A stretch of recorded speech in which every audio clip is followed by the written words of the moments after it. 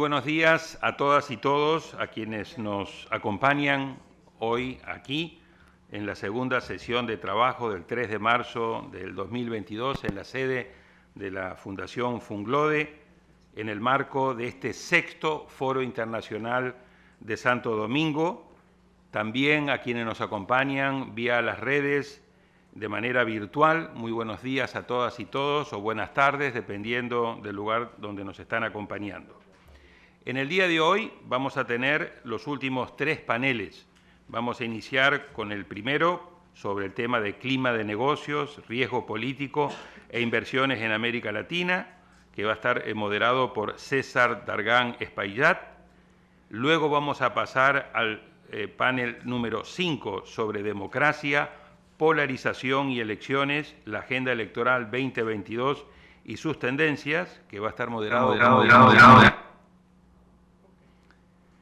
Tenemos un pequeño problema de sonido, de rebote. Y el panel 6, con el cual vamos a cerrar esta actividad, que es América Latina, desafíos y oportunidades en el 2022, que va a estar moderado por el presidente Leonel Fernández. Y a la 1:30 de la tarde, 13:30 hora de República Dominicana, vamos a llevar a cabo la sesión de clausura y de conclusiones a cargo del presidente.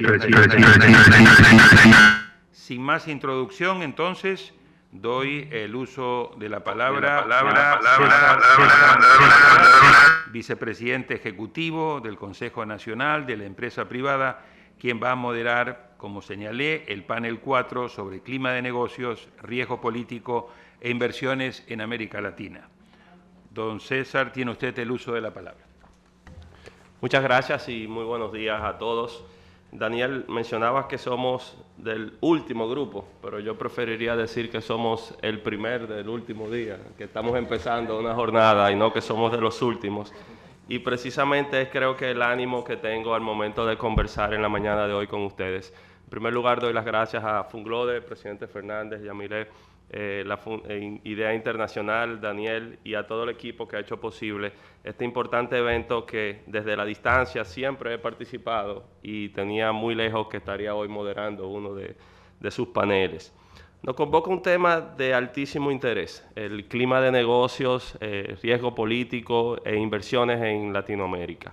Y de hecho nos acompañan en esta parte 4 personas que por sus credenciales entiendo que tienen suficiente material para que podamos debatir algunas de estas ideas. Me refiero a Jorge Saad, a Paulina Franceschi, a Roberto Artavia y a Circe Almanzar. Y a modo general, si nosotros nos damos cuenta, al menos de los últimos años, del 2019 hacia la fecha, el 2019 fue un año altamente marcado por protestas e inestabilidad social en toda la región. El 2020 nos despertamos con una pandemia que sin lugar a dudas cambió la forma de nuestras vidas y la dinámica en todas las actividades. Ya el 2021, quizás a futuro lo veamos como un año en el que o nos recuperamos o iniciamos el proceso de recuperación después de un shock tan fuerte como el que ha causado esta pandemia. Sin embargo, se presenta en el horizonte del año 2022 este componente de riesgo político que podría afectar un factor esencial para cualquier actividad, que es el factor confianza. Pero precisamente en ese escenario, y si nosotros damos una vuelta a la región, siempre tendremos razones para estar optimistas o pesimistas en torno a las cosas que se nos plantean. Y yo creo que la relevancia de la actividad que nos convoca en el día de hoy es precisamente que muchas veces con la velocidad de estos cambios, nuestras reacciones son más bien emocionales o son sensaciones con las cuales respondemos a estas circunstancias. Sin embargo, tener la oportunidad de pensar más lento, de poder deliberar, de poder razonar y con la cabeza fría ver a futuro, pues nos permite un abordaje mucho más completo. En ese sentido, lo que espero en esta conversación es que podamos anticiparnos, que podamos prepararnos y de hecho que podamos adaptarnos al futuro que nos espera por delante. Yo quisiera empezar con Jorge Saad. Jorge Saad es el director del Centro de Estudios Internacionales de la Universidad Católica de Chile Y nuestra región es tan pequeña que en una conversación de 5 minutos resulta que ya tenemos amigos en común, venimos del mismo, nuestros antecesores vienen del mismo país. Es abogado, tiene un máster en políticas públicas de NYU, catedrático, columnista, y me pareció sumamente oportuno su intervención porque acaban de publicar el índice de riesgo político en América Latina en el año 2022. No me corresponderá a mí resumirlo, le tocará a él, pero en mi primera mirada me di cuenta de que los factores que levantan de cara a este 2022 son evidentemente factores de riesgo y que podrían generar algo de preocupación. Yo quisiera, Jorge, en tu primera intervención, si pudiéramos entender en qué consiste el índice, cuáles son los hallazgos y sobre todo si hay algo de optimismo en esto que han tenido por delante. Bien, muchas gracias, César. Aprovecho a agradecer a los panelistas, a los organizadores, Funglode, del presidente Leonel Fernández, a Daniel Sobato de Idea Internacional, que dicho sea de paso es uno de los coeditores de este índice de riesgo político 2022, que es la segunda versión del índice y que por lo tanto ya nos permite ir generando una comparación.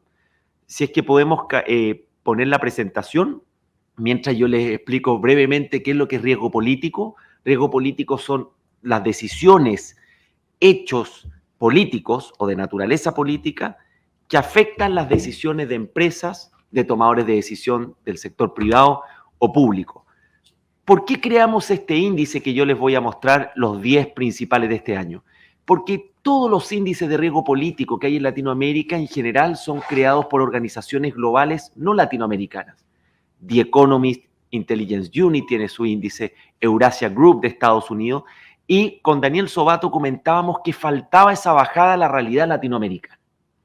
Pues bien, este índice, y cuyo ranking yo les voy a mostrar dentro de estos 10 minutos, es en base a la respuesta del público en general. Estamos hablando de 1.200 personas de la región y además un panel de expertos de 130 personas, dentro de las cuales hay expresidentes, dirigentes empresariales, expertos académicos, etcétera, y que fue bastante coincidente el ranking. Bien, al parecer no se puede descargar la presentación, entonces yo lo voy a tratar de hacer lo más gráfico posible. Muchas veces los mercados financieros y las empresas en general creen que a pesar de los eventos políticos, la economía sigue marchando y no tiene mayor variación. Hoy, con la invasión de Rusia a Ucrania, ha quedado sumamente claro lo indexado que está lo político, lo geopolítico con lo económico, y de hecho ya estamos viendo los primeros efectos de caída de la economía, mayor presión a la inflación ya existente y las disrupciones en los mercados financieros, especialmente a medida que van teniendo efecto las sanciones económicas que están imponiendo los países. El primer riesgo político del índice para este año es la erosión democrática. Lo que hemos visto es que el 2019 fue el año en América Latina de las protestas, el 2020 de la pandemia, el 2021 de la recuperación, rebote, por decirlo de alguna manera, y el 2022 es un año de incertidumbre política, pero también acompañado de un creciente nivel de expectativas en la ciudadanía. Este primer riesgo de erosión democrática lo que nos dice es que hay una mayor erosión en la calidad de la democracia en materia de gobernabilidad, donde se observan crecientes episodios de concentración de poder y esta nueva deriva populista autoritaria de algunos líderes. En el reciente informe de Economist Intelligence Unit, que es lo que muestra que la calidad de las democracias en América Latina vienen bajando. Tenemos los regímenes dictatoriales, Cuba, Venezuela, Nicaragua, tenemos algunos regímenes que eran de democracia plena y que han ido bajando a híbrido, y así sucesivamente. Un elemento preocupante, se le pregunta a las personas si están dispuestas a tener un gobierno no democrático en la medida en que le resuelva sus problemas. Cerca del 50%, de acuerdo al Latino Barómetro, dice sí. No significa que estamos volviendo a la era de los apoyos a los gobiernos de las Fuerzas Armadas, como fue en la década de los 50, 60, 70 en nuestro continente, sino que hay un mayor apoyo a lo que se llaman estos nuevos autoritarismos. Quizás un símbolo de este fenómeno es lo que ocurre en El Salvador con el presidente Bukele. Llegan al poder democráticamente, pero en el ejercicio del poder se ven ciertas formas a cómo se ejerce el mismo. Segundo riesgo político, que no estuvo en el índice del 2021 y que aparece el 2022. Cambio climático y escasez hídrica. El cambio climático llegó para quedarse, pero en general la ciudadanía lo veía como algo lejano, como una cosa más bien de largo plazo. Pero la escasez hídrica y sobre todo países que tienen una situación de estrés con el agua alto, Chile, México, el propio Honduras, Guatemala, Nicaragua, ha hecho que el tema se haga más tangible, que hay una amenaza, entre otras cosas, a la seguridad alimentaria y que se afecta en definitiva a los sectores más vulnerables de la sociedad. Tercer riesgo que estuvo muy presente el 2019, protestas sociales y violencia. Hay un riesgo este año de que haya nuevos focos de protestas sociales y por mayores restricciones fiscales, el retiro que ya estamos observando de las ayudas sociales del Estado y la falta de capacidad del propio Estado de proveer servicios públicos de calidad. Hoy día con las redes sociales tenemos una sociedad, una ciudadanía que opera con una lógica del siglo XXI, demandas que se han sofisticado por el cambio social de nuestra región en las últimas 2 décadas, pero el Estado sigue operando con una lógica del siglo XX, en la velocidad de respuesta, en la capacidad de solucionar los temas. En consecuencia, eso siempre genera una tensión, sean gobiernos de signo político A o de signo político B. Cuarto riesgo político, este lo conocen muy bien en República Dominicana, lo conocemos en Chile, se conoce en Colombia, se conoce en Brasil, la crisis migratoria. El año 2021 la crisis migratoria se ubicó en el 6º lugar, sube 2 puestos este año. Mientras la situación de Venezuela, de un Estado fallido, no se resuelva, vamos a tener esta presión permanente, constante, que además es un fenómeno transnacional que requiere coordinación con los otros países, partiendo por los países vecinos, y que hoy día ya tenemos sobre 5 millones de venezolanos fuera de su país y se estima que puede llegar a 7 millones. O sea, un nivel incluso superior a la cantidad de refugiados sirios fuera de su país, para que veamos la magnitud de este problema. Hay situación de migración irregular, hay una migración descontrolada y esto va generando cada vez más una tensión social y por lo tanto afecta las decisiones de gobierno.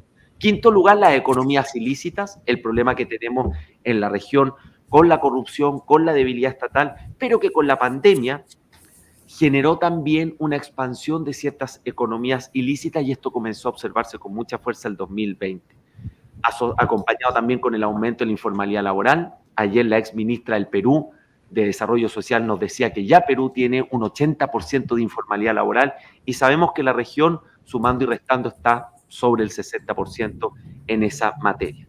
Índice de transparencia y corrupción, seguimos estando en la medianía de tabla hacia abajo como América Latina. En la parte alta de mayor transparencia está Costa Rica, Uruguay, el propio Chile, pero tenemos también países con niveles altos de corrupción de acuerdo al índice de percepción: Venezuela, Haití, Nicaragua, Honduras. Sexto, polarización política acelerada obviamente por el mayor uso de las redes sociales y la masificación de las noticias falsas. Esto lo vemos en las elecciones, lo vemos incluso hoy día en el conflicto de Ucrania y Rusia, que también hay una proliferación de mucha información cuya fuente no contrastamos, y como hay una obsesión por la inmediatez, quien llega primero, quien obtiene el like, muchas veces terminamos difundiendo cualquier tipo de noticia cuya velocidad no se ha sopesado. Esto acompañado de el nivel creciente de desconfianza hacia las instituciones públicas. Ayer también lo decía Kevin Casas. Si ustedes toman el promedio de las instituciones claves para la democracia, gobiernos, partidos políticos, poder judicial, Congreso, no supera el 25% en promedio de nivel de confianza. Obviamente eso tiene una serie de consecuencias. Séptimo, la inversión extranjera en caída. La región ha tenido ciertos cambios en la composición de la inversión extranjera, especialmente desde el 2018 por el ascenso de China en la región, en recursos naturales, en energía, en materias primas en general, en construcción. Pero en 2020 tuvimos la caída más grande en una década de la inversión extranjera por las distintas medidas restrictivas. Y en ambientes de incertidumbre política está esta gran pregunta de si la región, que necesita una recuperación económica, que de acuerdo al Fondo Monetario Internacional va a ser el continente que menos va a crecer este año, necesita la inversión extranjera para tener un crecimiento de largo plazo. Los últimos de naturaleza, el octavo y el décimo, geopolítica, la irrelevancia regional.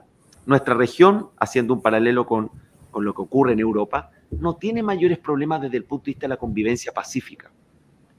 Los problemas de la región son más bien de naturaleza interna. Nosotros no tenemos riesgo de conflictos bélicos entre países fronterizos, como lo que estamos observando, pero sí tenemos una crisis de falta de integración. Nuestros mecanismos de integración política y económica, con la excepción de la Alianza del Pacífico, diríamos que pasan por un momento bajo. Se observó también durante la pandemia del COVID-19, y eso hace que nos falte una voz más fuerte y por lo tanto perdemos relevancia en los distintos foros regionales. Últimos dos riesgos: ciberdelitos. Claramente la aceleración de la transformación digital, que estuvo muy asociada con el teletrabajo, trabajo a distancia, los cambios que tuvo que hacer la empresa, no están preparadas para la amenaza cibernética. Sigue siendo visto como un riesgo en el público en general lejano, porque está en el 9º lugar, pero sabemos que es una amenaza importante. Tenemos mucha vulnerabilidad en el sector privado, en el sector financiero, en el sector público, en la infraestructura crítica, que son expuestos a los ataques cibernéticos. Y termino, dentro de los minutos, con el auge de China, desde el punto de vista, en este caso, los riesgos que involucra esto, como una región cuyos dos principales socios comerciales son Estados Unidos y China, la potencia existente y la desafiante, van tomando posiciones cuando estas potencias se enfrentan. Lo hemos visto en las licitaciones en materia de telecomunicaciones, lo hemos visto en algunas licitaciones críticas, y con esto termino. El mayor desafío de la región respecto al ascenso de China, en términos económicos, no es tanto a nivel comercial, de intercambio comercial, sino que es más bien a nivel de inversión. Y la inversión china crecientemente está entrando en los sectores estratégicos: energía, recursos naturales en general, infraestructura. Esta es una gran pregunta. Hay crecientemente estudios de distintos académicos latinoamericanos analizando el fenómeno chino, porque sabemos que de aquí al término de esta década debiera ser la principal potencia económica a nivel mundial.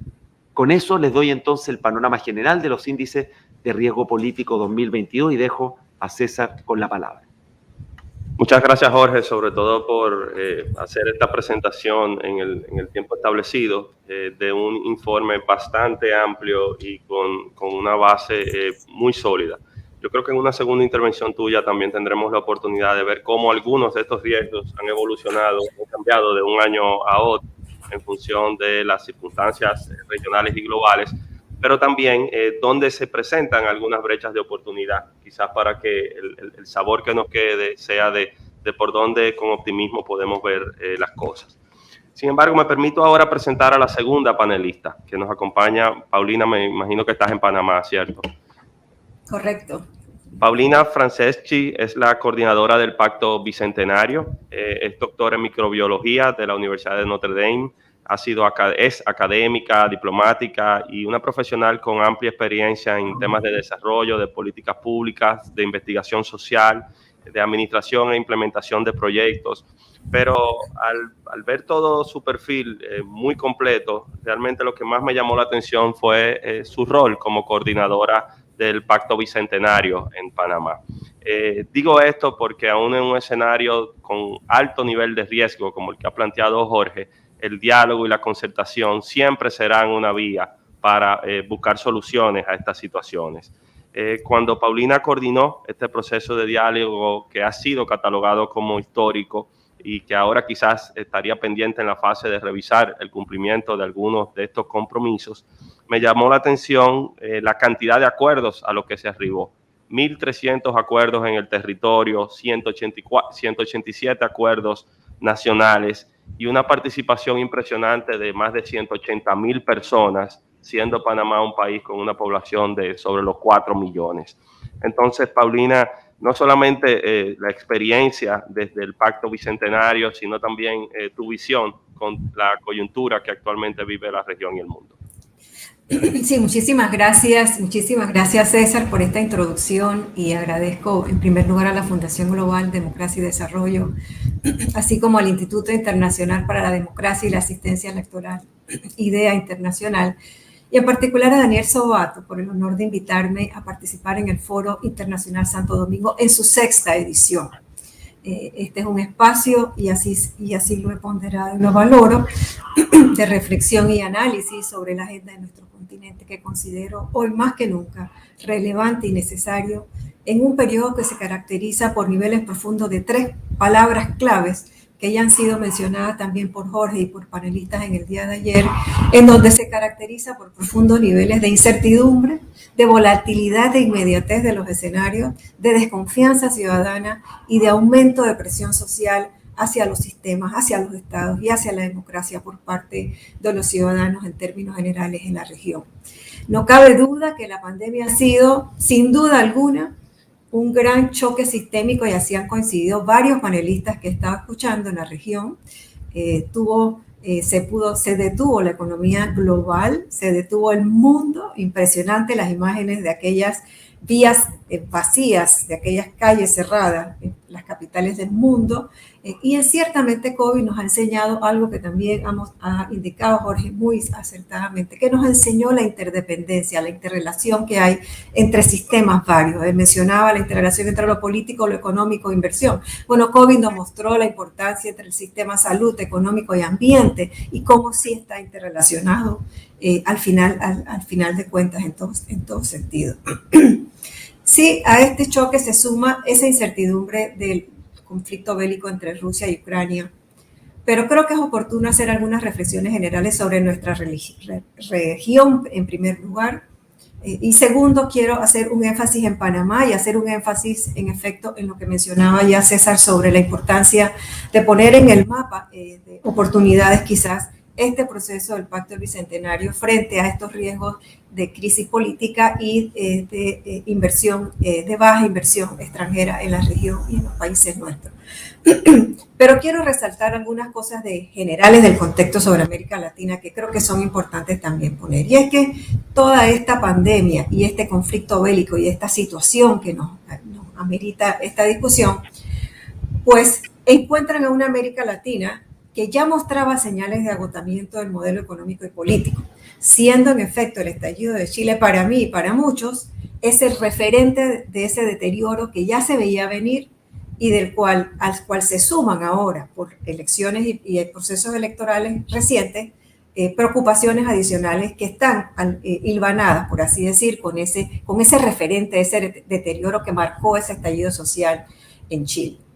Pero también esta discusión nos encuentra en un escenario de una América Latina con un 2022 mucho más complejo. Ya lo han mencionado varios panelistas que me han antecedido, pero quiero rescatar un par de titulares que me van a ayudar a hilvanar algunas ideas que quiero. En primer lugar, el primer titular que quiero rescatar es que vamos a ser y somos la región más endeudada del mundo. Alrededor del 77.7% del Producto Interno Bruto regional es deuda para muchos de nuestros países. Segundo, importante, no solamente se endeudaron los gobiernos, se endeudaron las empresas, la banca, los entes financieros y se endeudaron los hogares y los ciudadanos que también se endeudaron en este proceso, con lo cual ha tenido un impacto sin duda alguna en el consumo de los hogares a nivel de todos nuestros países. El segundo titular que quiero rescatar y que también lo conecto a lo que acaba de hablar Jorge, es que el espacio de inversión pública para gastos prioritarios en nuestros países a nivel de los gobiernos se ha reducido significativamente por el aumento de pago de los intereses por la deuda, que ha sido la variable en efecto de ajuste de varios países de la región frente a esta demanda impresionante de recursos hacia atención de la crisis sanitaria y demás. Así que de este titular colegimos que si el actor gobierno ve limitadas sus recursos para inversión social necesaria por las desigualdades y las asimetrías, esto sin duda alguna pone el acento en la importancia de la inversión del sector privado por un lado y de la inversión extranjera directa en nuestros países como un elemento clave, crucial hacia el tema de una recuperación económica en un contexto como el que acabo de describir.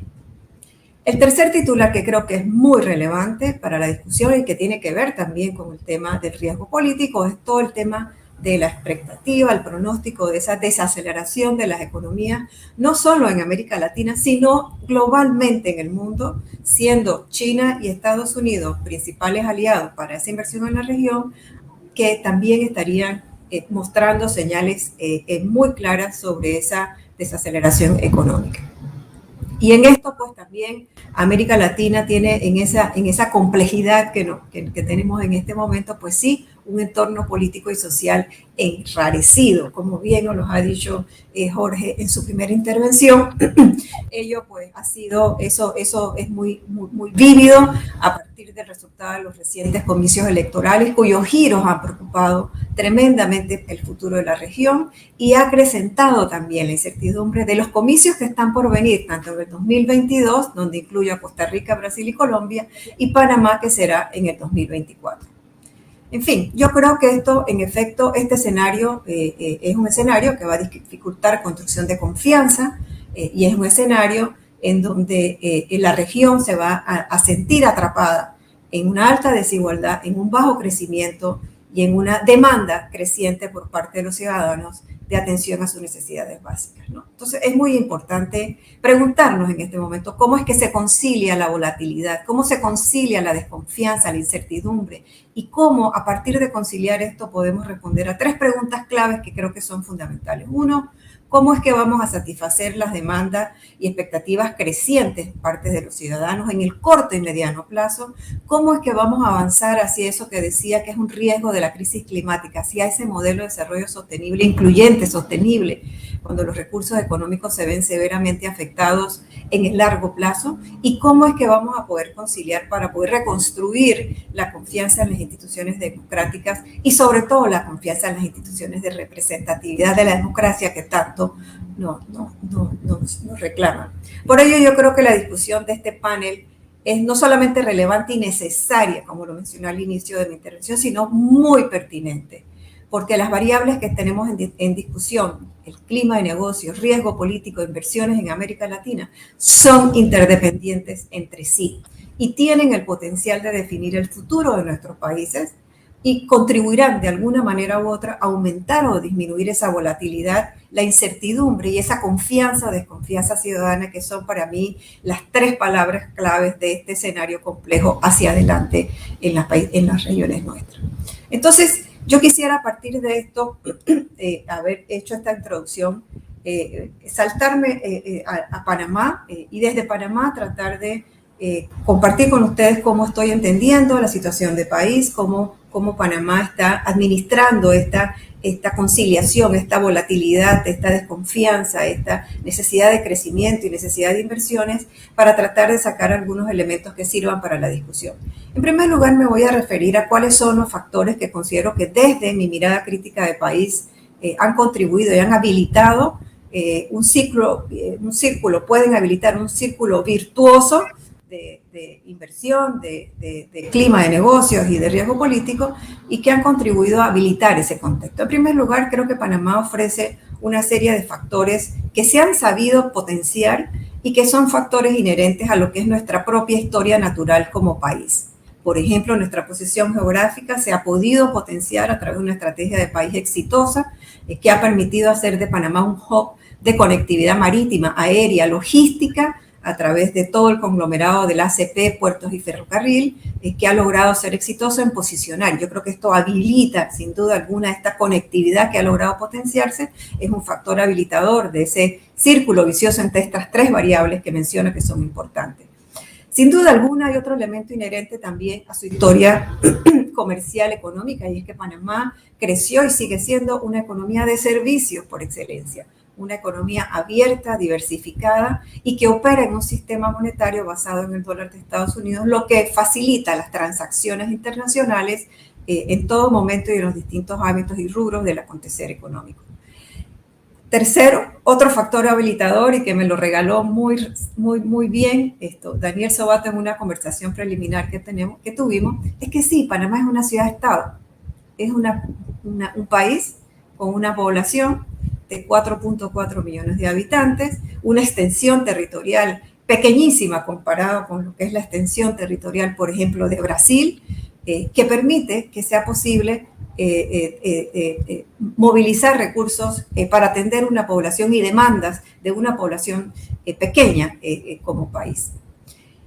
Panamá también tiene algunos factores, más allá de su historia natural, como he indicado, que están en ese contexto adicional a estos factores de historia natural y que también son factores que han venido generando un cierto clima, un cierto cierto ambiente habilitador para la inversión, para la mejora, para evitar también de alguna manera minimizar riesgos políticos. Y uno tiene que ver con la existencia de regímenes económicos especiales, de incentivos fiscales, laborales, para estimular la inversión extranjera directa y facilitar negocios. Aquí hago alusión solamente a dos regímenes en particulares, lo que es la sede de empresas multinacionales, lo que es las empresas multinacionales para la prestación de servicios con la manufactura, que han sido regímenes especiales orientados hacia ese ambiente habilitador para la movilización de recursos desde la inversión extranjera directa.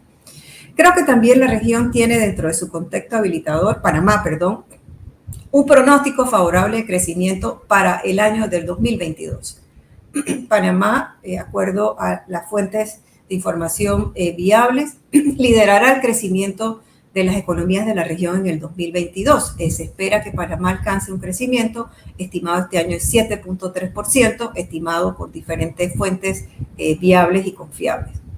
Panamá también se ha venido posicionando como un puerto seguro para la inversión extranjera directa. Los antecedentes de Panamá es que Panamá, previo a la pandemia, pues fue uno de los países más altos en inversión extranjera directa, llegando a un monto de 4.500 millones de inversión por año. Actualmente está en proceso de recuperación y así lo estiman algunos economistas, está en 1.600 millones de recursos de inversión extranjera directa. Y quizás un dato muy interesante, producto de una de nuestras consultoras, Elementé, que en febrero del 2022 indicó que hay muestras y señales de confianza por parte de estos recursos extranjeros al contar con la reinversión de utilidades de empresas extranjeras en el país, indicando cierta muestra de confianza a pesar de los grandes retos que como país y como el resto de América Latina tenemos en este momento. El otro elemento importante de ese contexto, y es lo que quiero mencionar, tiene que ver sin duda alguna con lo que ha sido la experiencia de una práctica innovadora que ha sido posible a partir de la invitación que hiciera el presidente Cortizo hace un año atrás, que ha sido el desarrollo de un proceso inédito, innovador, para conectar y escuchar con los ciudadanos. Y ese es el denominado punto del Pacto del Bicentenario, Cerrando Brechas, que ha sido un diálogo ciudadano, una apuesta muy interesante para escuchar mejor a los ciudadanos, intentar reducir los riesgos políticos, superar la desconexión entre los ciudadanos y sus gobernantes. Y en efecto, hemos logrado construir de una manera, a través de un diálogo social incluyente, de abajo hacia arriba, desde el ciudadano, transparente, democrático y territorial, ayudado por la tecnología, hemos logrado construir una hoja de ruta a través del cual podemos pensar un país en el corto, en el mediano y en el largo plazo, pero obedeciendo el mandato ciudadano y en función de aquellas demandas y expectativas que para los ciudadanos son relevantes para mejorar la calidad de vida y bienestar. En efecto, como dijo César. Gracias, ahí podemos hacer una pausa, porque precisamente en el próximo turno quisiera que profundicemos un poquito más en el proceso de diálogo y concertación. Okay. Siguiendo el diagnóstico que nos daba Jorge al inicio, me pareció sumamente interesante la pregunta que a partir de cómo conciliar la volatilidad estuviste haciendo y la referencia a satisfacer las demandas ciudadanas, el tema del cambio climático y sobre todo construir confianza. Digo esto porque del 2019 a la fecha, 12 de 13 países de nuestra región que han celebrado elecciones han tenido algún tipo de cambio. Y eso se ha venido evaluando porque no ha sido un cambio constante de izquierda a derecha o de derecha a izquierda, sino más bien acorde a las circunstancias que se han venido dando en el momento. Por eso quizás más que nada guardemos para un poquito más adelante la importancia que tiene el diálogo y la concertación y sobre todo cómo fue esa experiencia en Panamá. Me permito hacer una transición para introducir a Roberto Altavía, persona reconocida en nuestra región por amplia trayectoria, tanto pública como privada como académica. Es actualmente el presidente del Consejo Directivo del INCAE, de profesión ingeniero naval, sin embargo con un MBA en INCAE y un doctorado de la Escuela de Negocios de Harvard. Presidente de múltiples instituciones o participa en los consejos también de Viva Trust, de Marviva, de Mafre Costa Rica y de la Fundación Victoria en Nicaragua. Roberto, yo estuve viendo una entrevista que concediste al Economista en el año 2020, a finales del año 2020. Y en ese momento todavía atravesábamos la incertidumbre que traía consigo la pandemia. Y me pareció interesante una respuesta en la que señalaba que había una expectativa de un gran cambio, sin embargo, esto todavía no estaba definido por 3 factores fundamentales. Primero, que no sabíamos ni cuándo ni cómo iba a acabar esta crisis. En segundo lugar, por la diferencia entre los países, sus realidades y su futuro. Y en tercer lugar, por la aceleración de una serie de cambios que se veían acumulando en el tiempo y por eso se hacía prematuro y se habían acelerado y se hacía prematuro entonces definir esta nueva.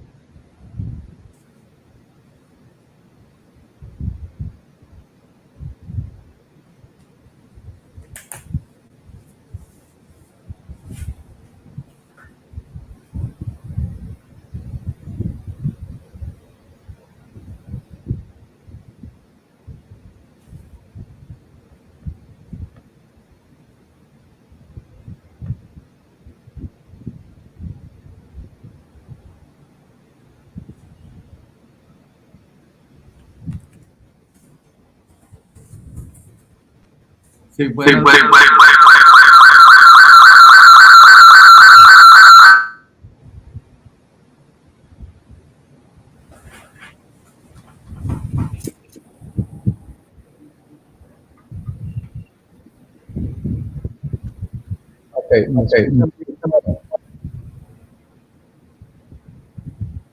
César, ¿me escuchan? Ok, yo no los estoy escuchando a ustedes, pero entonces no oír tus últimas palabras, solo oír las primeras. Muchas gracias por la presentación y muy buenos días, presidente Fernández, queridos amigos del foro. Voy a pasar inmediatamente a una presentación, si me ayudan a subirla, por favor. Muchas gracias.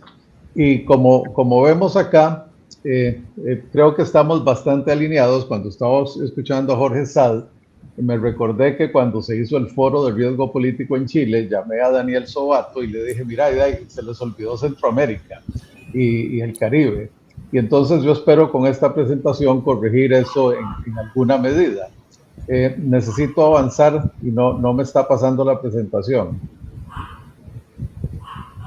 Ok, adelante. Aquí vemos en primer lugar la clasificación latinoamericana en el índice de progreso social y marqué ahí los países de Centroamérica y República Dominicana con las posiciones que ocupan, y creo que es bastante notorio la posición de El Salvador, Nicaragua, Honduras y Guatemala al fondo de esa tabla, lo cual de alguna manera viene a explicar los fenómenos migratorios, los niveles de pobreza y una buena parte de esa polarización social que sentimos en cada uno de los países. Adelante, por favor.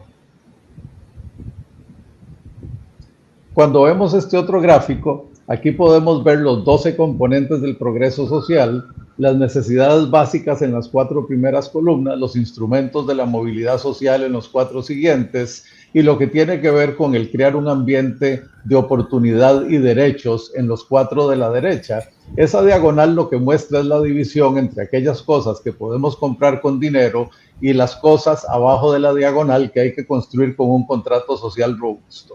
Y lo que vemos es que en América Latina los colores rojos y naranja están en la parte baja de la diagonal principalmente, lo cual significa que nuestro problema esencial es alrededor de la articulación del contrato social. Las cosas que de alguna manera podemos comprar con dinero las hemos venido avanzando, por supuesto, con la excepción de la seguridad, que tiene que ver con todo el tema del narcotráfico y otras formas de inseguridad política, incluso, por ejemplo, en el caso de Nicaragua, algún rezago en salud y bienestar, pero sobre todo es en términos de los derechos, de la libertad personal y de elección de un estilo de vida, la inclusión y la educación superior, donde nos encontramos en un enorme déficit. Adelante, por favor. Y acá lo que vemos es el cambio que hubo en estos índices a lo largo de una década, Y una vez más vemos cómo algo que podemos comprar con inversión y dinero, como es el acceso a la información y las comunicaciones, avanzó muy robustamente, mientras que los temas de seguridad, derechos, inclusión, no solo no avanzaron, sino que en muchos países, de hecho, se deterioraron significativamente. Adelante, por favor. Aquí pongo 3 ejemplos de países que voy a usar recurrentemente en la presentación de nuestra región. Guatemala, donde cuando vemos el desempeño en el progreso social, nos encontramos que tiene 5,5 componentes rezagados en comparación con países en su mismo nivel de ingreso. Adelante, por favor. El caso de Panamá, que sorprendentemente, siendo una economía relativamente rica, de ingreso medio alto, muy alto, tiene 6 componentes rezagados con respecto a países en su mismo nivel de ingreso. Y adelante. Y el caso de República Dominicana, que igual tiene 5 componentes rezagados respecto a países con un nivel similar de desarrollo económico. Esto lo que nos muestra es que en general nuestras economías han tenido una incapacidad para convertir el crecimiento económico en progreso social. En el caso de Guatemala, obviamente hay una carga fiscal muy baja y eso se refleja en poca inversión. En los casos de Dominicana y Panamá que mostraba, más bien es prioridades diferentes al progreso social. Adelante, por favor. Y esto se refleja, y otra vez los mismos países, en que cuando nos medimos el índice de desarrollo sostenible por los objetivos de desarrollo sostenible, nos encontramos situaciones muy complejas, con mucho rojo y naranja, alto riesgo o muy pobre desempeño en Guatemala. Adelante, por favor.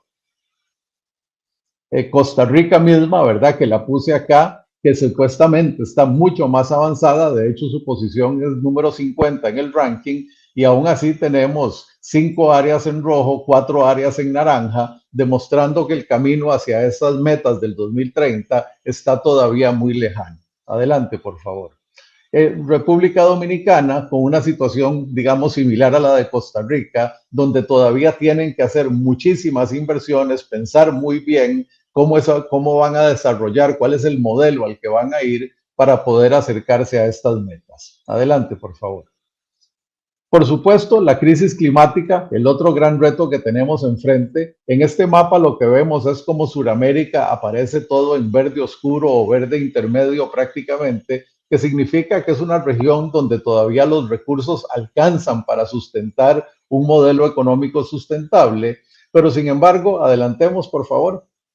Si vemos el caso de Guatemala, ahí vemos que desde 1995 ya su modelo es insostenible y las emisiones y el consumo superan por mucho la capacidad biológica del país de reponer los recursos. Adelante, por favor.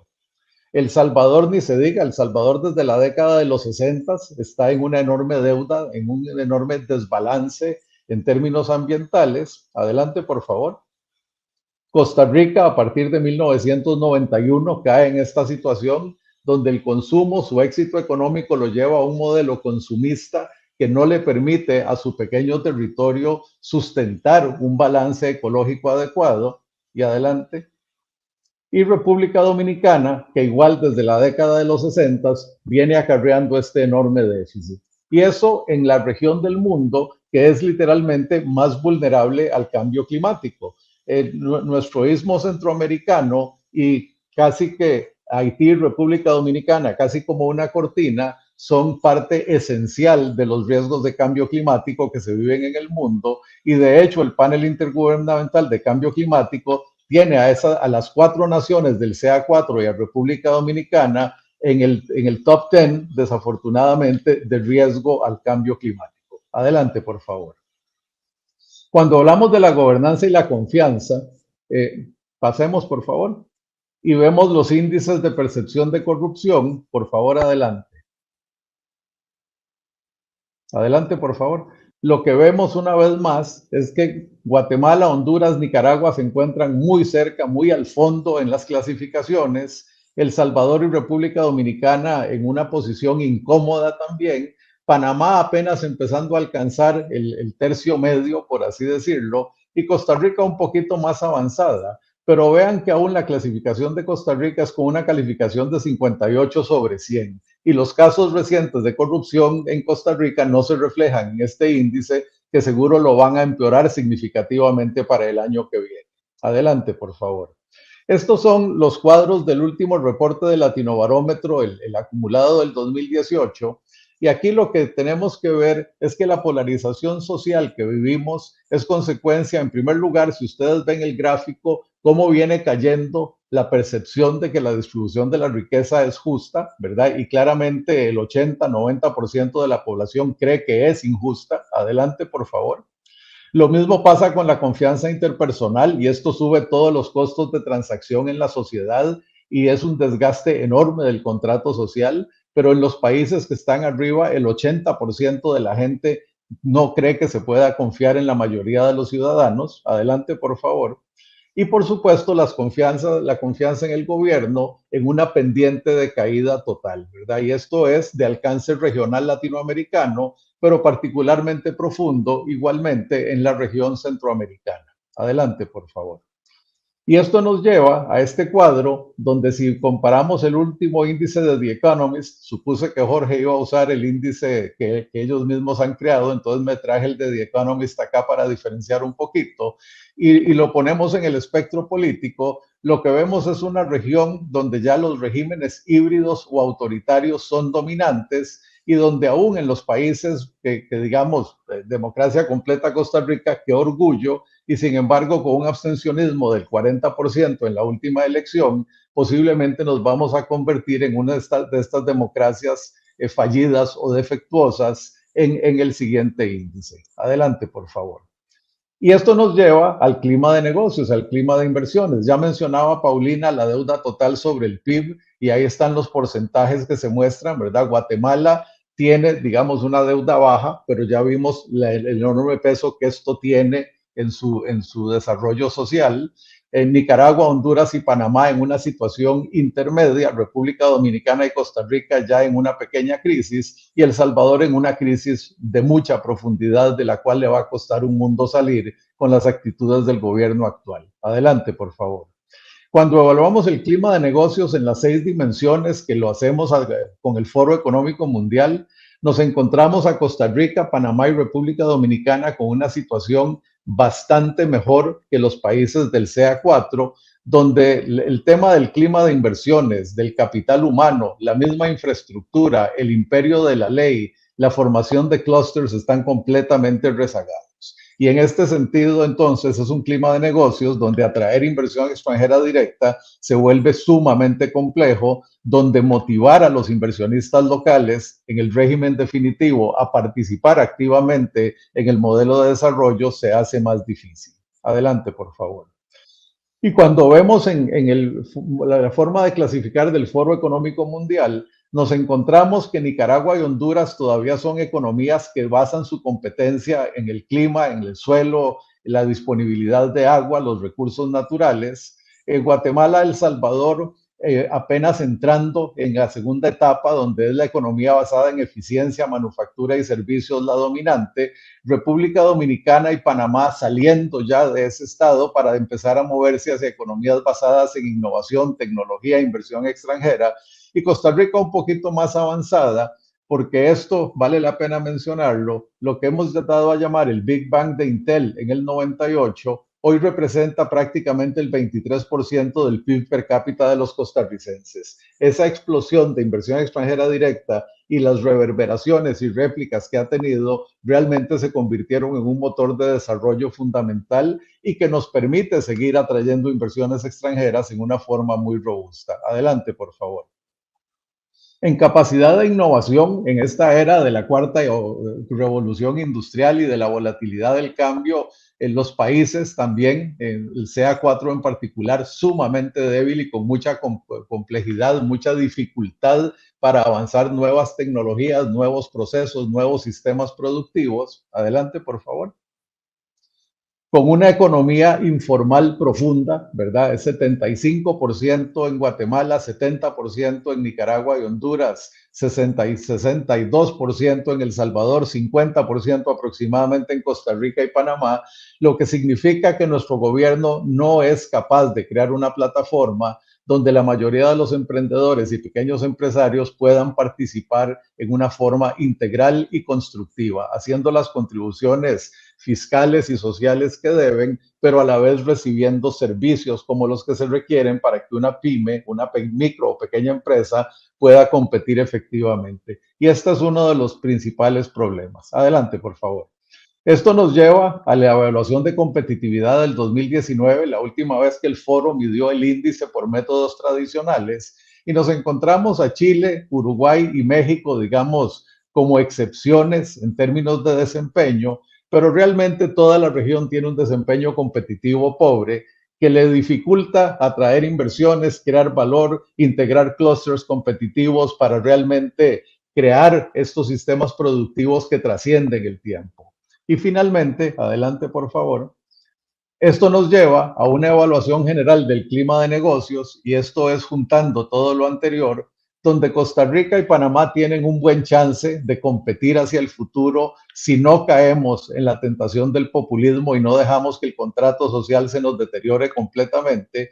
República Dominicana con un poquito más de riesgo, Guatemala y Honduras, Honduras en particular depende mucho de la dirección que tome el nuevo gobierno, pero El Salvador y Nicaragua verdaderamente emproblemados porque son economías que están perdiendo el norte, que están perdiendo la integración de los sistemas, donde el contrato social se ha roto de parte del gobierno, casi que de manera impulsado por el gobierno, lo cual hace muy difícil que podamos pensar en prosperar en este ambiente exigente de cambio, inversión, de tecnología, de competir globalmente con multinacionales, con unicornios que surgen todos los días y transforman la manera de competir. Entonces, cuando vemos esto en términos del riesgo político asociado al clima de negocios, yo creo que Centroamérica está verdaderamente en problemas y lo empezamos a ver como Costa Rica, Panamá, Dominicana y Colombia empiezan ya a formar un pequeño cuadrado de intercambio mucho más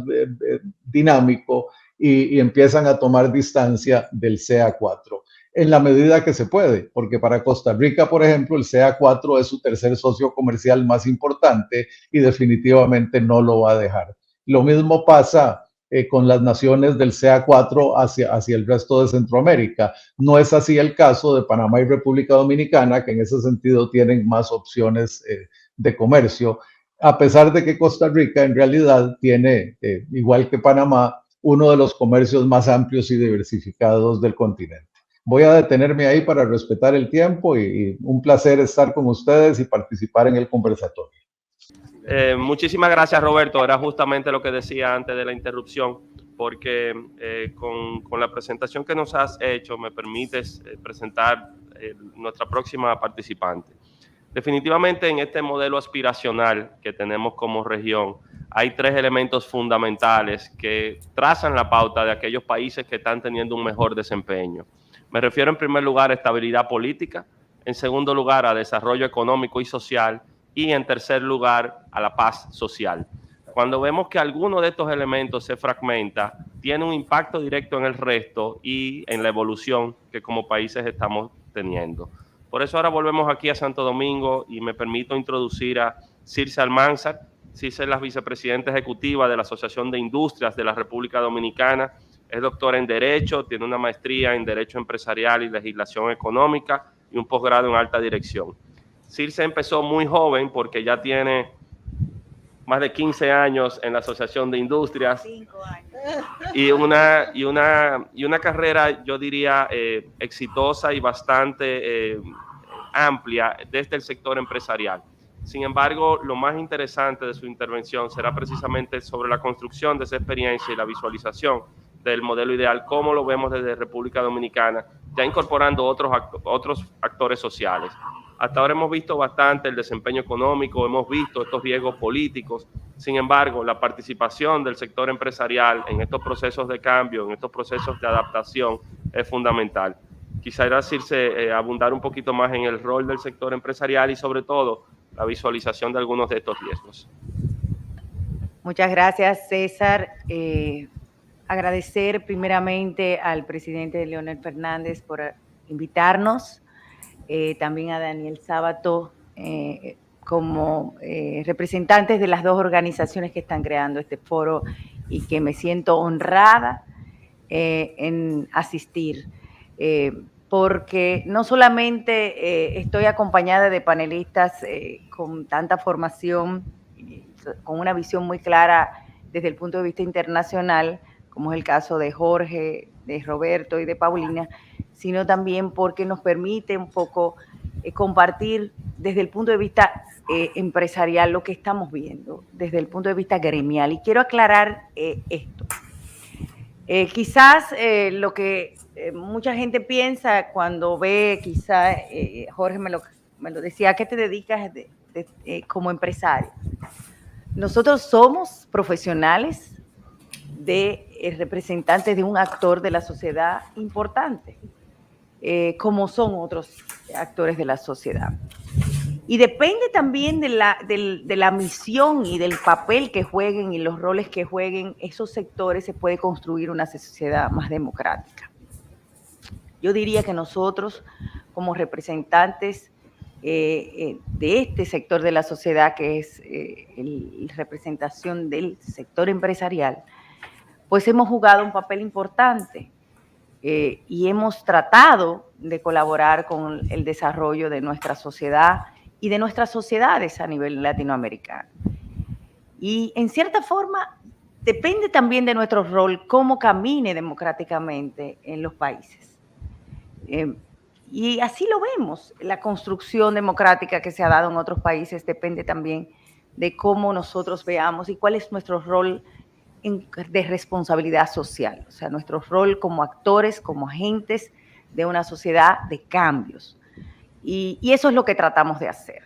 Entonces, desde ese punto de vista, ¿cuáles son los riesgos que nosotros visualizamos o vemos? La primera inquietud que nosotros tenemos es, bueno, Jorge lo establecía en una encuesta, en un índice o un ranking, le podríamos llamar, pero nosotros lo vemos quizá con un posicionamiento diferente. Lo primero es el riesgo o el sesgo antiempresarial y el sesgo antisistema. A nosotros nos preocupa mucho que quizá por el hecho de los roles o de roles inadecuados tomados por algunos sectores de la sociedad o también por ese nivel o exceso de expectativas que se está creando, se está impregnando en nuestras sociedades un sesgo hacia que todo lo que representa el sector privado está malo. Independientemente de que sean regímenes de centro, de derecha o de izquierda. Inclusive hasta entre los regímenes políticos de derecha o de centro, está dándose cada vez más ese sentimiento antisector privado, que no quiere decir que no tenga sus razones, porque puede tener sus razones por el hecho de que ha habido quizá abusos en cuanto a las reglas de mercado, no ha habido un comportamiento de manera donde fluye la competencia, pero que también nos debe llamar a reflexión como ciudadanos. Pero eso viene acompañado de una falta de claridad de los actores sociales, de la importancia que tiene el sistema, la construcción de una democracia basada en un sistema donde tengamos actores claros, donde los partidos políticos jueguen un papel fundamental. Cuando destruimos el rol de los partidos políticos, se puede dar una ruptura a nivel social que da al traste con las inversiones del sector privado y que puede poner en riesgo, y eso lo hemos visto en muchos países donde hay regímenes autoritarios o países donde se está generando un ambiente de autoritarismo, las inversiones dejan de fluir, las inversiones extranjeras, y esto es preocupante. Por supuesto que el segundo riesgo que vemos y que no podemos escapar ninguno de nuestros países latinoamericanos, pero también del mundo, es toda la crisis económica que proviene de la inflación, tanto por efectos de la pandemia como por ahora mismo por la crisis geopolítica que se está generando en Europa del Este. Y nosotros estamos preocupados porque no solamente la inflación y el impacto de los precios de los commodities, que son las materias primas de muchos de nuestros países, y que se ve, por ejemplo, sobre todo en el caso de República Dominicana, que no produce petróleo y no produce granos importantes como el maíz y el trigo, pues le afecta más, sino también porque ya se está generando, a pesar de que el año pasado pensábamos que ya iba a mejorarse la situación de los commodities, estamos viendo que no hay perspectivas muy cercanas de solución de esta situación.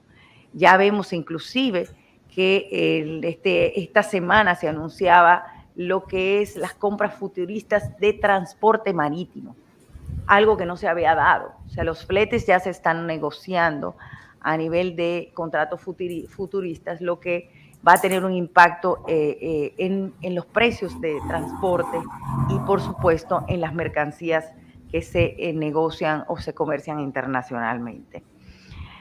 Pero además de eso, las medidas que se están tomando para combatir la inflación en nuestros países van a detonar una reducción del crecimiento económico. Nuestro país ha sido el país con mayor crecimiento de la economía en Latinoamérica en el 2021, claro, con un efecto, asumiendo que tuvimos un 2020 muy, muy negativo, pero que esto se debe básicamente a que hemos tenido sectores con un crecimiento importante y sobre todo por el hecho de que las autoridades monetarias y financieras pues flexibilizaron sus medidas y hubo mucha liquidez en la economía, pero que esto se ve reducirse en los próximos meses. Ya de hecho los efectos se están sintiendo y por lo tanto no se prevé un mismo ritmo de crecimiento en la economía, tanto de República Dominicana como de otros países latinoamericanos. Nosotros como país hemos sido uno de los países con mejor comportamiento en el crecimiento de la economía, quizás porque somos un ejemplo de estabilidad macroeconómica, donde hay un clima de confianza en los agentes económicos frente a las autoridades monetarias y financieras. Sin embargo, nosotros tenemos un crecimiento que está marcado por que no viene acompañado de un crecimiento de las recaudaciones fiscales. Y esto es un problema estructural en nuestro país. Y eso se da también en otros países, porque en la medida en que no tenemos mayores ingresos tributarios, no vamos a poder ampliar los servicios que da el Estado y que da el gobierno a la sociedad y a la población, a los ciudadanos. ¿Qué pasa con eso? Bueno, primero nosotros tenemos sectores de la economía que si bien crece un punto del PIB, las recaudaciones se mantienen estancadas.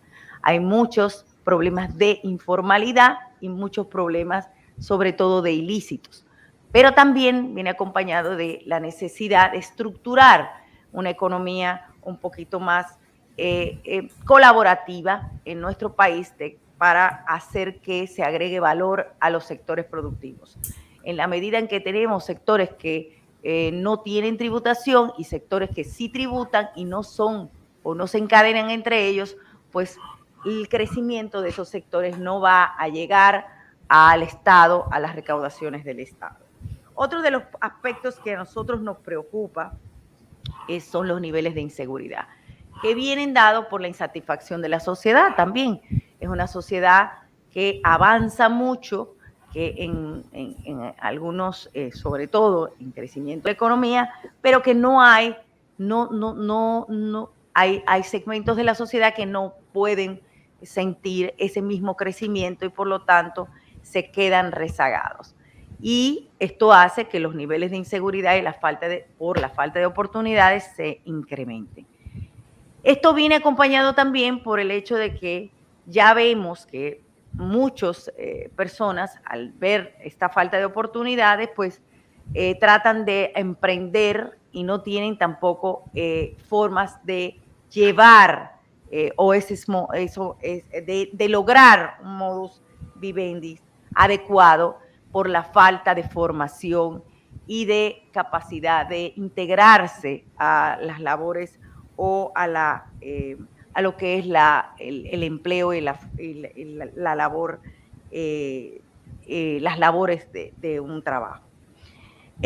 Otro aspecto que nos preocupa en nuestros países es los cambios de reglas de juego. Nosotros vemos que los agentes económicos van reduciendo sus niveles de confianza en las autoridades en la medida en que vamos cambiando las reglas de juego.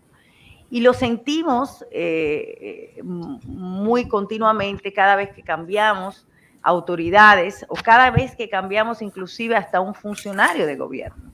Y esto es algo que es un reflejo de la falta de institucionalidad en nuestro país y que debemos analizar.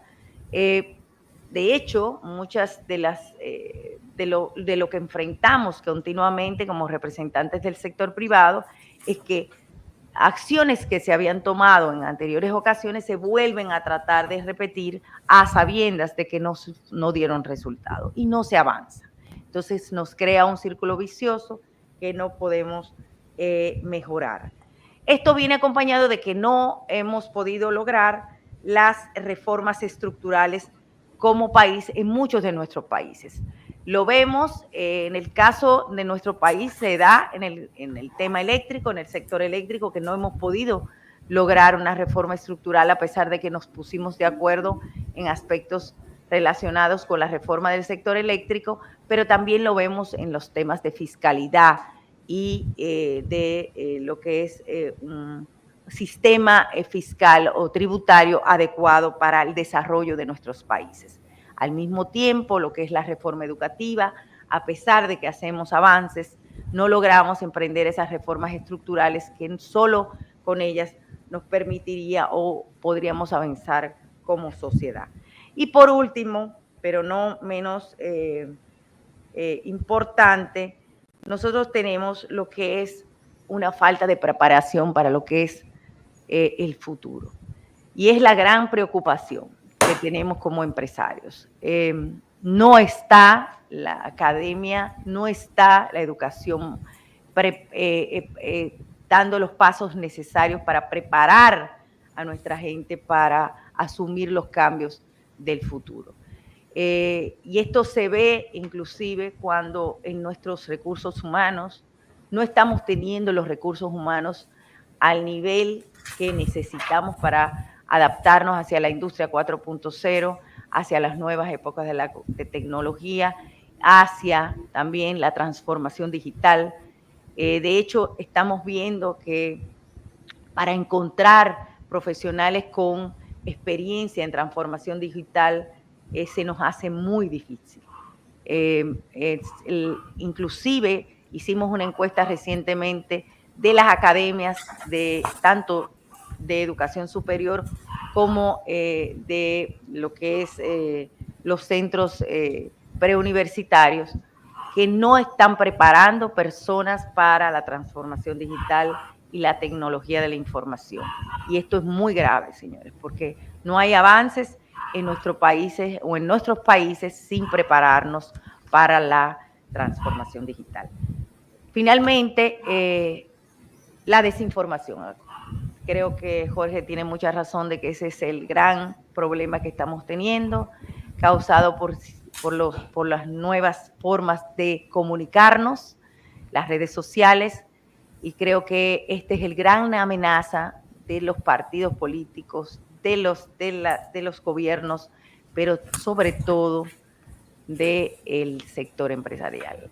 Lo estamos viviendo ya continuamente. Muchas gracias. Gracias, Circe. Bueno, por cuestiones de tiempo vamos a hacer un ajuste en el programa y en vez de una segunda ronda de intervenciones vamos a tener participación de los que están en la mesa. Y lamentablemente para el próximo foro tendremos que abrir un espacio más largo, que ahora nos presentamos posiblemente ante el muro de las lamentaciones y el choque con la realidad, y tenemos que también tener el espacio de con la cabeza fría ver hacia dónde vamos y cuáles son las vías alternas de solución de muchos de estos problemas. Pero abro el espacio por si alguien quiere tener alguna intervención. Daniel, por favor. primer lugar, felicitar realmente al panel, ha estado estupendo y veníamos conversando precisamente con el presidente.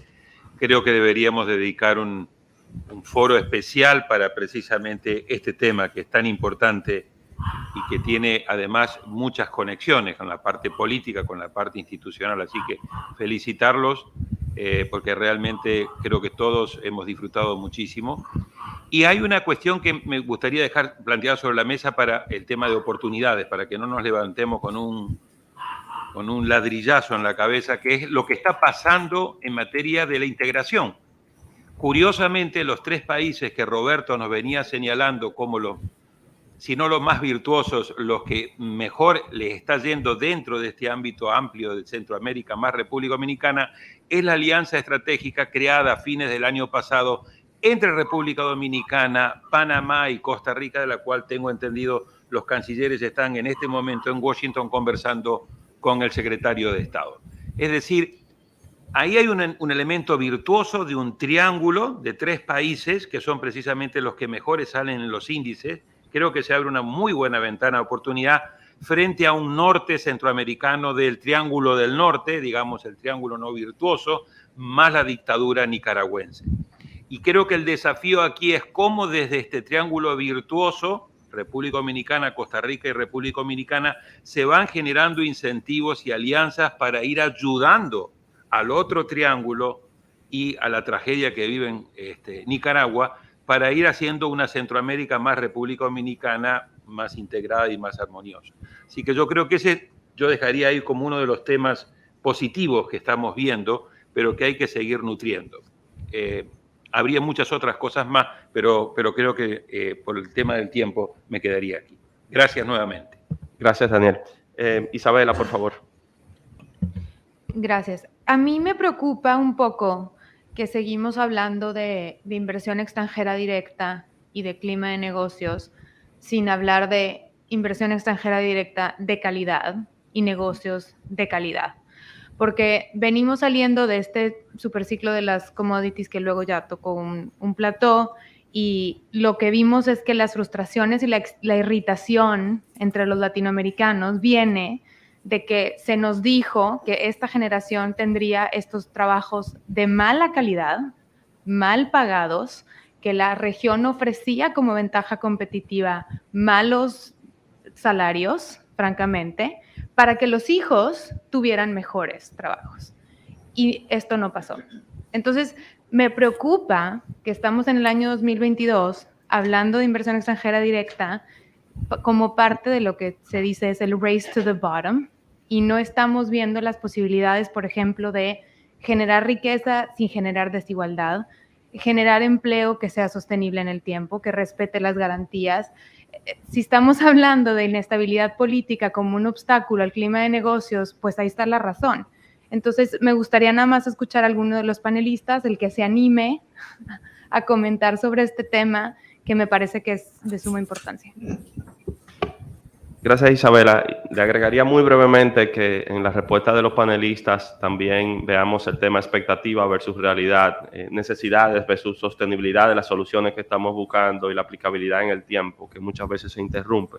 Lo que haremos es que recogeremos varias de las intervenciones y luego en una breve intervención de cierre de cada uno de los panelistas. Alicia, por favor. Gracias. Sí, yo en un poco en el mismo sentido que Isabela, lo que a mí me preocupa también es eso, ¿no? El lado del mirarlo del lado de las y los trabajadores. Me parece que acá lo que no se está tomando en cuenta, por ejemplo, es el cambio de las subjetividades.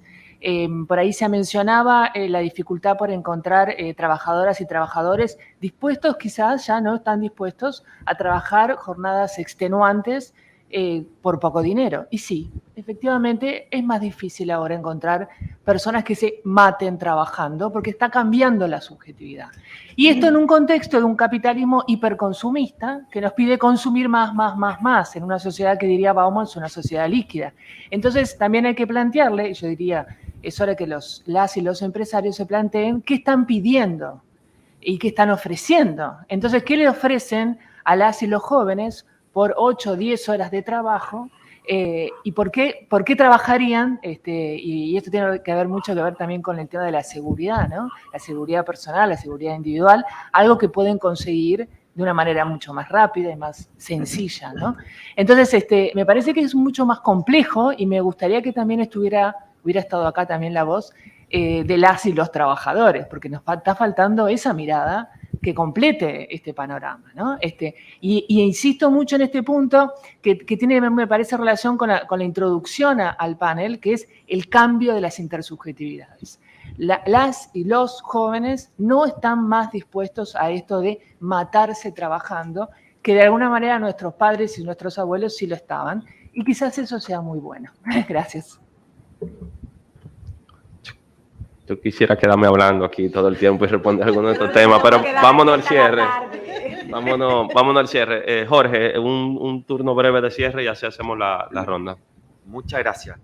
Brevemente coincido con Daniel de que hay que profundizar el análisis de riesgo político y ver las oportunidades. Daniel menciona un nuevo mecanismo de integración multilateral entre los tres países. Hay experiencia de cómo, bien llevados los acuerdos comerciales y acompañados de reformas estructurales en los países, se generan nuevas oportunidades y se generan nuevos mercados. Hay que ver cómo termina toda esta negociación. Lo segundo, otras oportunidades, y esto me viene a la mente cuando estuvo el director de BlackRock, que es uno de los fondos de inversión más grandes del mundo. Y sin lugar a dudas está la llamada ola verde, que se vincula con lo de Isabela, que es toda esta inversión en energías limpias, por ejemplo, todo el potencial del hidrógeno verde, los recursos naturales en general. Pero eso tiene que estar acompañado de condiciones para poder desarrollarlo. Sin inversión no vamos a poder aprovechar esa ola verde. El litio, otro de los ejemplos. Lo segundo, que es muy interesante en América Latina y el Caribe, cómo está tomando fuerza el capital de riesgo, los startups innovadores, disruptivos, y hay mucha inversión de capital de riesgo. Lo mencionaba Axel Christensen de BlackRock, que así como Asia se ha llevado parte importante de la inversión en los mercados financieros en desmedro de América Latina o de algunos países emergentes, sí América Latina está teniendo buenas oportunidades en capital de riesgo y también, como mencionaba una de nuestras panelistas, en todo lo que es la economía de servicios, que tiene un gran potencial de crecimiento y mucho más integración interregional que el comercio tradicional de bienes, donde nuestra región no es tan complementaria. Infraestructura, avanzar en capacidad del Estado, y quiero solo terminar con lo de inversión extranjera de Isabela, porque en cualquier escuela de gobierno, a quienes estudiamos políticas públicas, nos enseñan que las políticas públicas tienen trade-offs, tienen estos costos-beneficios. Entonces, efectivamente, hoy día hay una demanda de recuperación económica, de inversión sostenible, verde, sustentable en el tiempo. Pero no hay que olvidarse también que desde los años 70 la Organización Mundial de Comercio prohíbe la práctica de lo que se llaman los requisitos de desempeño, que es decir, establecer requisitos a la inversión extranjera que pueden generar una excesiva discrecionalidad de cada economía y por lo tanto generar alguna distorsión. Entonces, esta inversión de calidad hay que tratar, a mi modo de ver, hacerla dentro de las reglas del juego, sin generar distorsiones entre las economías y entre los países, y teniendo en consideración que para toda esta discusión lo primero que tenemos que tener es atraer inversión. Si no atraemos la inversión extranjera, difícilmente vamos a poder discutir cuál es la calidad de esos flujos de capitales que vienen del extranjero. Muchísimas gracias, Jorge. Paulina, por favor, unas reflexiones de cierre. Sí, muchísimas gracias y agradezco muchísimo la oportunidad y coincido muchísimo con el... No te escucho, no te escuchamos. Está encendido el micrófono, ¿sí? ¿Me escuchan? ¿Hola? Todavía no se escucha. Está encendido, acá está encendido el micrófono. Sí. Incompatible. Uy. Ok, está encendido, ¿sí? Roberto, ¿podés probar si suena el tuyo? ¿Hola? Sí, yo escucho bien a Paulina. Tampoco. ¿Ustedes a mí? Sí, no, tampoco te escuchan, Roberto. Tampoco. En lo que resolvemos eso, entonces vamos pasando con Circe Almanzar y luego conectamos con ustedes. Bueno, brevemente, porque la verdad es que sí, no hablamos de las oportunidades, solamente hicimos una reflexión de cuáles son los desafíos. Pero realmente, lo decía Paulina, nosotros tenemos grandes oportunidades por nuestra ubicación geográfica, tanto Panamá como Centroamérica, y todos los conflictos o los problemas logísticos que se están dando en el mundo nos están llevando a traer mayores inversiones de nearshoring a nuestros países. con potencial. Yo creo que es importante hacer una reflexión de qué inversión extranjera debemos traer, y también verlo desde una óptica de valor agregado. A veces estamos teniendo, si bien es cierto que no podemos poner requisitos de desempeño, no estamos haciendo un trabajo estratégico para atracción de inversiones. Y me explico, o sea, si nosotros estamos trayendo o tenemos medical devices en nuestro país, ¿cómo lograr que haya mayor valor agregado? Nosotros hicimos un estudio, por ejemplo, en cuanto a zonas francas de medical devices, y hay lo que se llama encadenamiento productivo de productos más básicos, que tenemos una oportunidad de lograr encadenamientos de la industria local con la zona franca de aproximadamente, bueno, se importan aproximadamente 3.000 millones de dólares de materias primas que pudiéramos producir en nuestro país. Y algunas de ellas, que son las blandas, pueden ser suplidas por industrias en República Dominicana, y otras que son ya las que llamamos más estrictas, que son atracción de inversiones, para que podamos generar mayor valor agregado y elevar los niveles de empleo, la calidad del empleo. Esa formación se da entonces, como ha pasado con Costa Rica Intel, lo que viene es una atracción de inversiones con preparación y formación, y con un círculo virtuoso donde podamos hacer estrategias de cómo lograr mejores inversiones. Yo creo que nosotros hemos hecho un buen trabajo. El cine es un ejemplo en nuestro país.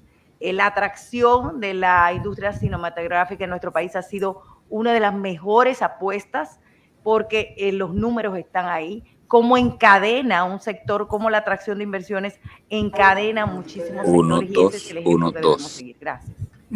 Muchísimas gracias. Intento ver, Paulina, si puedes ya tener sonido. Sí, muchísimas gracias. ¿Me escuchas ahora? No tiene sonido. Hola, Roberto. hola. No tiene. No, te escucho, Roberto. Pues lamentablemente Sí, no vamos a poder pero tener no sus nos intervenciones de cierre, que hubiesen sido bastante interesantes, y me permito muy brevemente resumir algunas cosas. Al inicio de esta conversación estábamos muy claros de las expectativas por lo que vive el mundo, por lo que vive nuestra región y viven nuestros países, de por dónde iría el tono de la conversación. Tengo el disclaimer de que lo dije desde el principio, que quería no solamente la parte negativa de los riesgos, sino que ojalá hubiésemos tenido el espacio para buscar las oportunidades. Pero la catarsis será necesaria por la dificultad de los momentos actuales, por la incertidumbre, por la volatilidad y por la falta de capacidad de poder visualizar muchos de estos cambios abruptos que están ocurriendo. Un riesgo que quizás no abordamos con la profundidad adecuada, que es el de populismo en nuestra región. Y entiendo que es fundamental colocarlo en el tope de nuestra agenda, porque ante la insatisfacción que hemos estado viendo de diferentes segmentos de nuestras sociedades, pues la respuesta en algunos casos ha sido precisamente el populismo. Y precisamente para enfrentar el populismo tenemos que ir desterrando una lucha desfasada de clases, y más bien cambiar el discurso de ustedes por el discurso de nosotros. No es que hace un sector en beneficio o en contra del otro, sino como de manera conjunta podemos abordar riesgos y oportunidades de la dimensión de lo que estamos viendo. Agradezco una vez más a Funglode, agradezco a IDEA por habernos invitado a ser parte de este panel. Definitivamente se han discutido temas de alta relevancia, y esperamos que esta catarsis pueda tener también la continuidad de la búsqueda conjunta de soluciones para estos problemas. Muchísimas gracias.